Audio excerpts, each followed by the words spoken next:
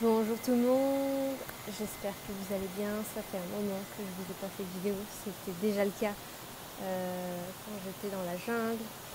Voilà, il y a des moments où je vis vraiment le présent et je prends pas le temps en fait de vous raconter, de me poser. Je fais des courtes vidéos, c'est pour ça que je vous fais des extraits, je pense à ça, mais je vous raconte pas vraiment tout ce qui se passe. J'espère que vous avez bien suivi les vidéos suivantes. Donc, où j'étais dans une autre partie de la jungle. Là, vous me voyez, je suis encore dans la jungle, mais dans un autre endroit. Je suis exactement dans la selva Lacandona. Donc ça, c'est une jungle qui est vraiment très très grande et qui est au sud du Mexique, donc au sud de l'état du Chiapas, qui est vraiment à la frontière avec le Guatemala. Les forêts aussi se communiquent entre les deux pays. Donc voilà où je suis actuellement. Cette vidéo va donner suite à la précédente vidéo où j'arrivais. Donc je reviens un peu en arrière pour vous donner le fil un peu de l'histoire parce qu'il s'est passé entre-temps plein de choses.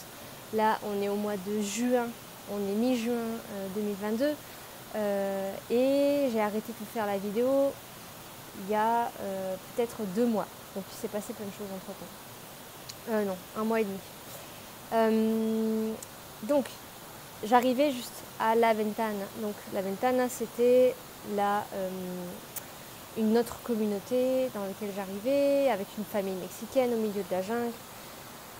Et ça avait l'air génial. Enfin, tout avait l'air génial. Ça, c'est toujours le cas quand j'arrive dans un nouvel endroit, surtout quand il y a beaucoup de nature, que c'est authentique. Bon, excusez-moi, je me gratte parce que les boutons de moustiques ici.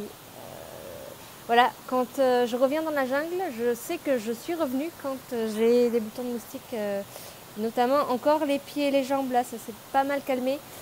Mais je peux vous dire que les premiers jours, c'était assez vénère, quoi. Voilà. Enfin, entre-temps, j'ai eu quand même... bon, bref, je vous raconte ça plus tard, dans une autre vidéo. Donc, La Ventana. J'ai passé 10 jours là-bas. Normalement, je devais passer qu'une semaine. Mais, bon, je vais commencer par les épisodes un peu catastrophiques. Je me suis fait voler 1000 pesos, l'équivalent de presque 50 €, on va dire, 46, un truc du genre, en pesos. C'est pas beaucoup d'euros, mais ça fait beaucoup de pesos en fait.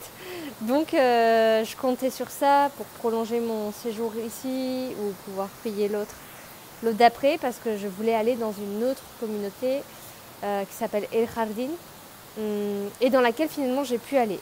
Bon, du coup je suis restée un peu plus longtemps en fait à La Ventana à faire du volontariat. Donc le volontariat que je faisais, c'était 6 heures de travail par jour. Donc c'est quand même beaucoup, surtout quand on voyage. Surtout quand il fait chaud aussi. Donc 6 heures de volontariat par jour. Et j'ai été coupée, donc je reprends. Donc je faisais 6 heures de volontariat par jour. Et puis après, on avait tous les repas, etc. Donc je payais en même temps, mais c'était finalement pas si cher. Mais en fait, ce qu'il faut savoir, c'est que quand on va comme ça faire du volontariat ou quand on va chez des gens, tout se paye. Parce qu'en fait, comme c'est une famille et que c'est pas une entreprise, comme par exemple les hostels, ça fait partie de leurs frais en fait. Donc ils ont besoin qu'on participe à tout en fait. Et bah, c'est plus ou moins cher en fonction des familles aussi. Puis bon, faut savoir que les Européens, je croise pas beaucoup de gens en fait qui sont en train de voyager aussi longtemps que moi, parce que souvent c'est des gens qui viennent et qui repartent, ou alors des gens qui restent mais du coup qui sont plus en voyage. Et donc les Européens ont souvent plus d'argent ou des fois partent avec vraiment beaucoup d'argent. Et moi je suis plutôt en mode économie, même si je suis confortable grâce justement à la conversion avec le peso, ce qui est plutôt pratique on va dire, et avec l'euro. Et donc ici les gens, les familles nous voient vraiment comme des personnes qui ont de l'argent toujours. Et donc n'hésite pas à me faire des prix élevés, je dirais élevés pour l'endroit.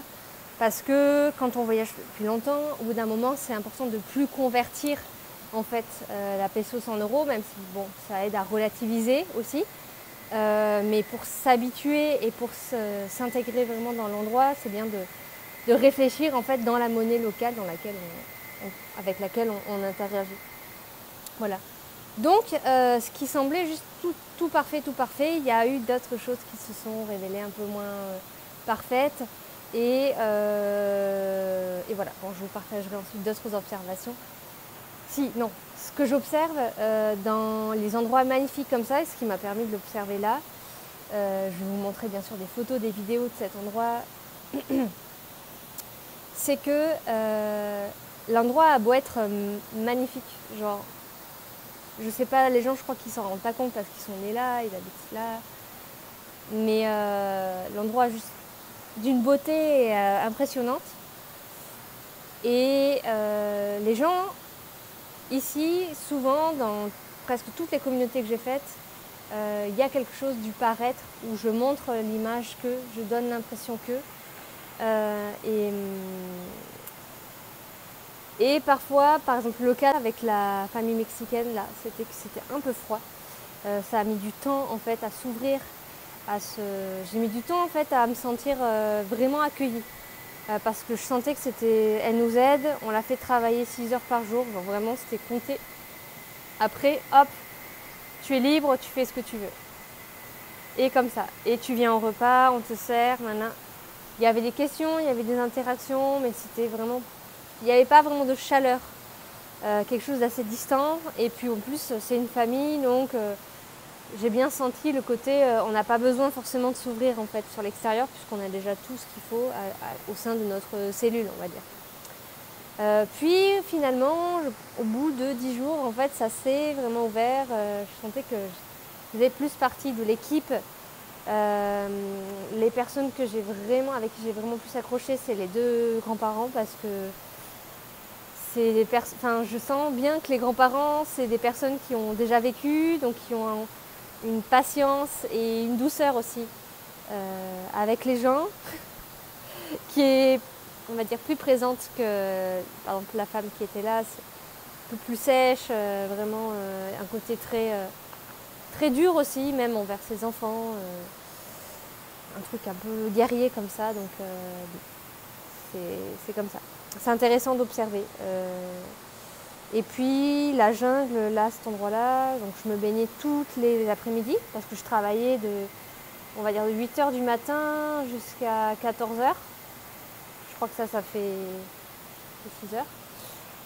Et après, j'allais me reposer parce que c'était quand même fatigant. Moi, mon sport, je vais vous montrer une vidéo d'ailleurs, juste après. Mon sport, ensuite qui est devenu matinal, c'était moudre du maïs avec on appelle un bicimolino, un moulin vélo.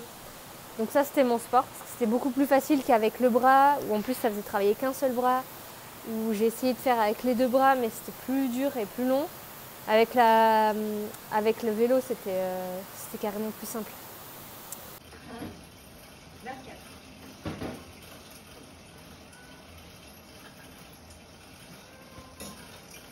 Deporte cotidiano en la ventana. Además de ir a cosechar cosas. Gracias. Está bien, siempre. No te quieres hacer una hora de...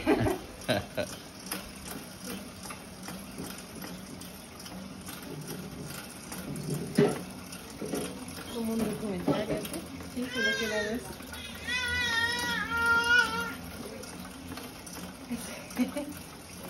Gracias. Ya, no se va a parar como... Donc voilà, moi je faisais mon petit sport là, je suis en train de méditer et j'ai appris à faire du coup ce qui s'appelle la masa. La masa, c'est la pâte avec laquelle on fait les tortillas ensuite. Et ça, c'était, comment elle s'appelle, Juanita, l'autre l'aide de maison, je vais l'appeler comme ça, qui était là, qui faisait les tortillas. J'ai épluché des légumes, mais j'ai appris plein de choses en fait au final dans ces petites choses du quotidien en posant aussi plein de questions. J'ai appris plein de choses qui m'ont permis ensuite d'arriver par exemple ici moins naïvement ou moins voilà, avec ça, en sachant ce qui est local, qu'est-ce qu'on mange ici, pourquoi il n'y a pas trop de fruits par exemple, parce que c'est pas encore la saison, parce que là on est en pleine saison des pluies par exemple. Avant c'était dans la jungle où j'étais avant, la Ventana, on n'était pas encore dans la saison des pluies, c'était en train d'arriver. C'est arrivé vraiment au mois de mai. Ouais, mai, juin, là on est en plein dedans. Voilà pour ça. Donc les après-midi, j'allais me baigner dans la rivière, dans le fleuve. Je crois que c'est une rivière, mais elle était vraiment grande, qui passait en fait dans le terrain. Magnifique, magnifique. Bien sûr que je vous montre tout ça après.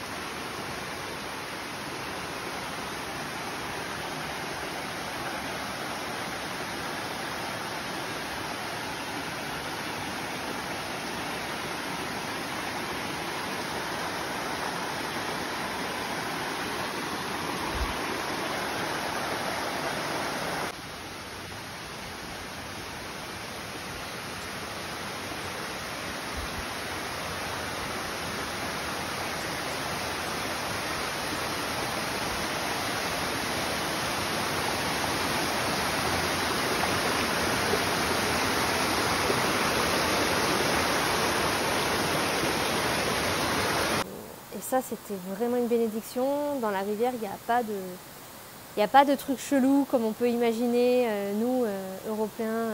Oh là là, dans l'eau, il y a forcément des serpents, des alligators, des piranhas, des trucs. Non, en fait, en tout cas pas ici. Pas ici. Et puis, en général, pas dans l'eau courante. Enfin, si, ça peut arriver dans l'eau courante, mais plus vraiment dans les endroits du fin fond de la jungle, etc. Là, c'était un peu trop civilisé pour qu'il y ait... Enfin, trop civilisé par rapport à ce qu'est la jungle normalement. Donc voilà, en fait j'ai pas fait grand chose de plus. Je suis allée à Palenque, donc ça c'était vraiment très très beau. Palenque c'était une énergie très douce.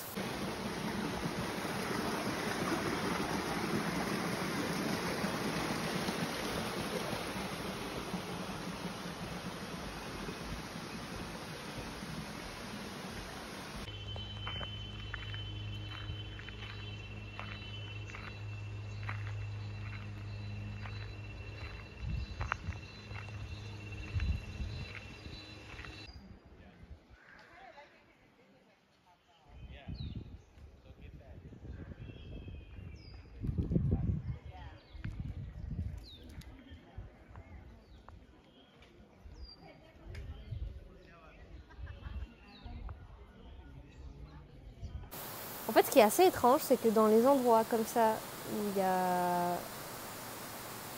les endroits que j'ai fait jusqu'à maintenant, sans compter Monte Alban, parce que Monte Alban, donc c'était à Oaxaca, ça c'est un autre... Je sais pas d'ailleurs si je voulais raconter ça. Ça c'est un autre type, je dirais, d'édifice ou de pyramide, etc. Pour moi, ça n'a rien à voir avec...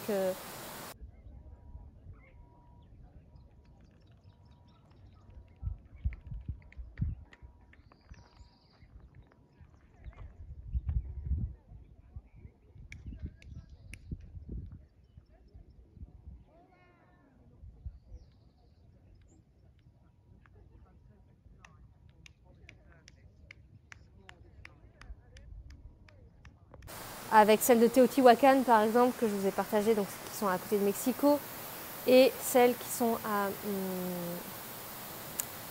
donc Palenque, Yaxchila, dont je vous parlerai plus tard, et Bonampak, qui sont donc qui sont mayas ici. Oui, parce que Montalban, c'est les Zacatecas, notre peuple, et Teotihuacan, c'est les Aztèques. Ce qui est drôle, c'est que chez les Mayas, en tout cas, je vous parlerai des autres plus tard, mais il y a beaucoup de douceur dans les lieux. Et je sens que les lieux, en fait, ils racontent deux histoires. Il y a l'histoire du lieu, puis en plus avec le temps, et puis il y a l'histoire humaine qui s'est faite sur le lieu.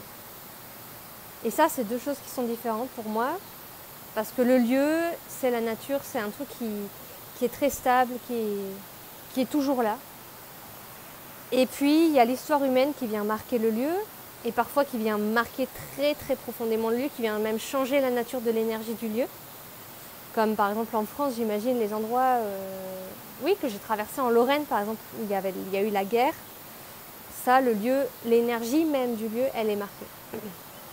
Ici, c'est comme si ça dialoguait encore, parce que l'énergie de la jungle est très très très forte. Donc je pense que peut-être dans les endroits du Brésil, par exemple, où il y a une déforestation immense, on peut sentir que la nature du lieu a été touchée. Mais ici, comme ce n'est pas le cas, et que les humains ont fait juste habiter dessus, même s'il y a eu bien sûr un peu de déforestation pour créer de la place pour le village, pour faire aussi des élevages. Ici, il y a certains pâturages, mais il n'y en a vraiment pas beaucoup comparé à d'autres zones. Et donc il y a souvent une douceur en fait par rapport aux lieux sur lesquels sont érigés les sites mayas.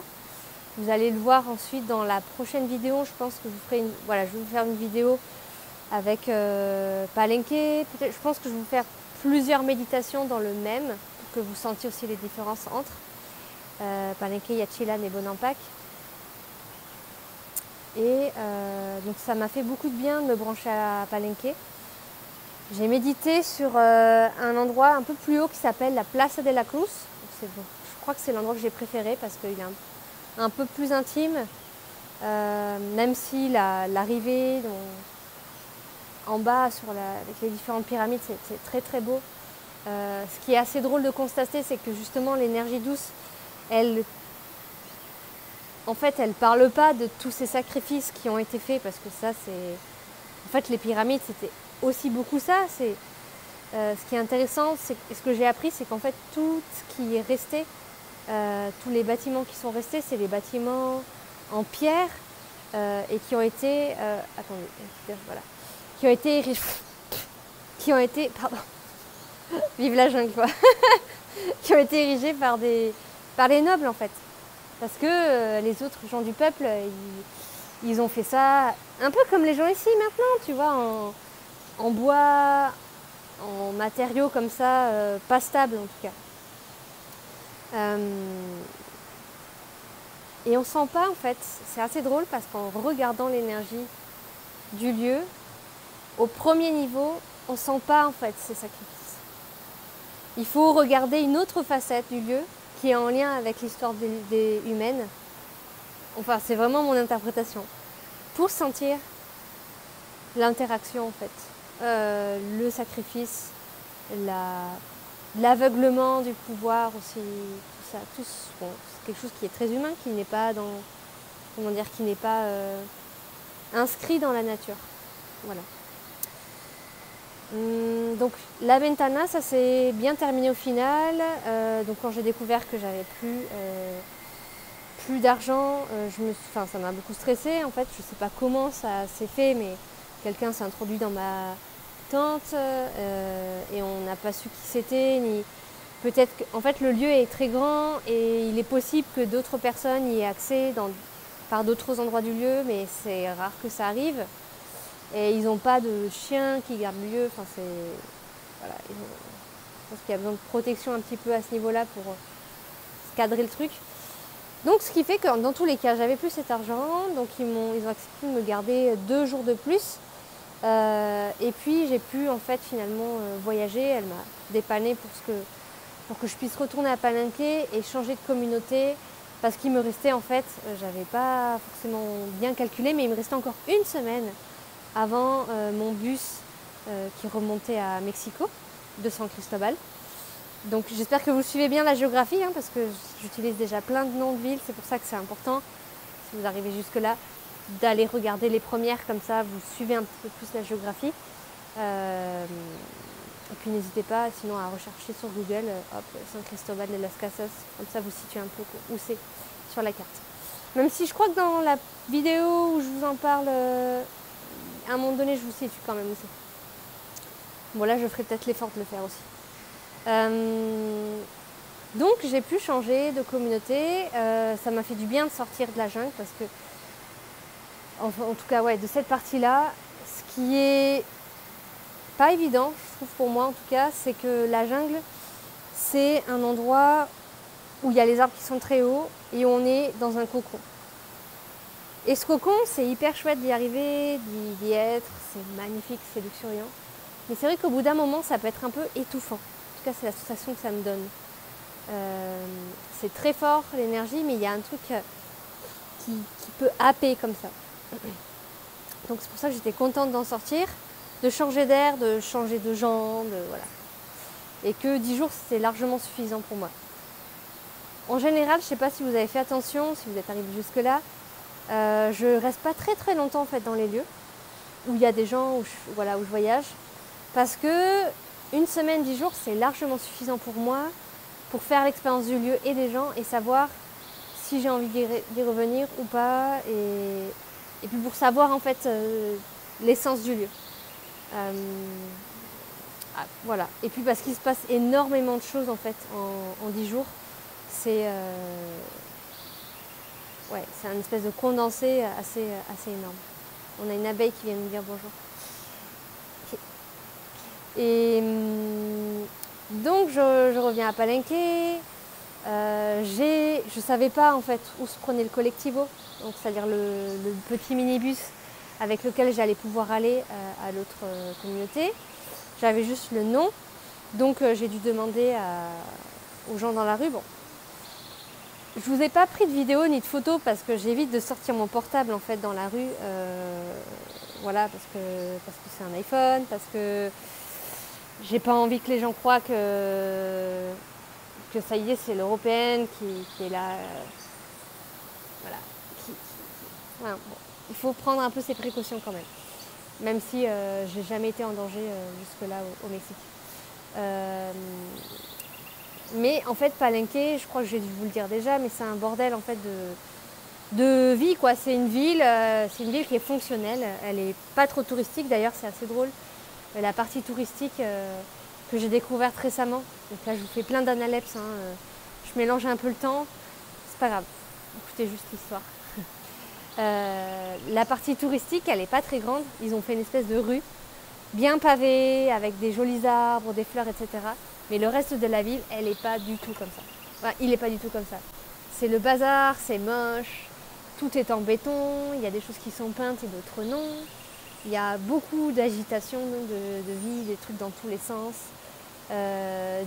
Justement des minibus comme ça, avec des inscriptions, des destinations.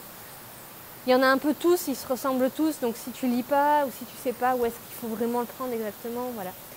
Donc ça pour vous dire que j'ai trouvé, c'est un coin d'une rue que j'ai réussi à trouver où est-ce qu'on se prenait le collectivo. Ça m'a pris genre 5 minutes, heureusement je suis tombée sur les bonnes personnes. Et donc j'ai pu prendre l'autre collectivo pour arriver à El Jardín. Donc là je vous mets justement la vidéo de mon arrivée, je dirais, presque sur le lieu. Coucou, voilà, je suis au milieu de nulle part. Là, je vais dans la deuxième communauté qui est, on va dire, spécialisée dans toutes les médecines ancestrales. Enfin, en tout cas, c'est son intérêt. Et voilà où je viens d'arriver. C'est pas mal. Voilà, je vais de beauté en beauté et je suis vraiment contente de ça. Là, maintenant, je vais traverser ce barbelé, voilà, avec l'escalier que vous voyez. Et je vais monter un peu plus haut jusqu'au lieu. À très bientôt.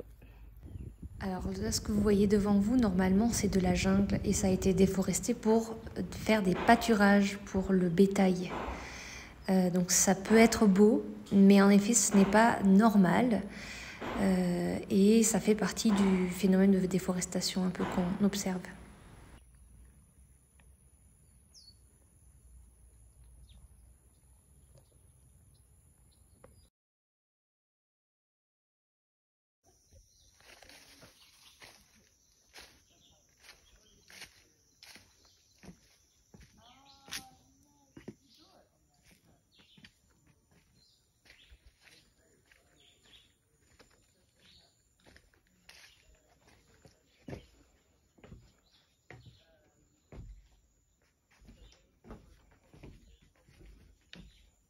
Bon, là, ça commence à être long, donc je vous fais une deuxième partie. À très bientôt.